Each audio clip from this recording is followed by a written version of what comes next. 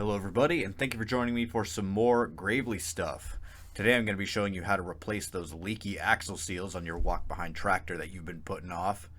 It's really pretty easy, so I'm not going to have any commentary for the video, but if you got a question, leave it in the comments, and I'll get back to you. Part numbers are in the video description if you're looking to do this yourself.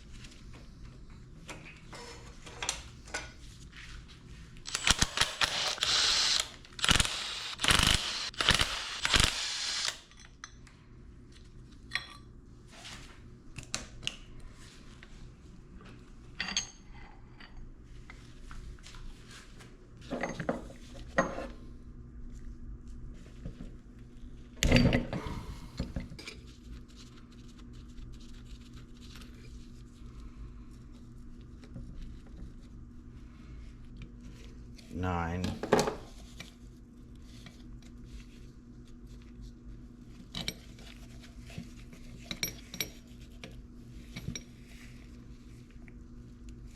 10. There we go.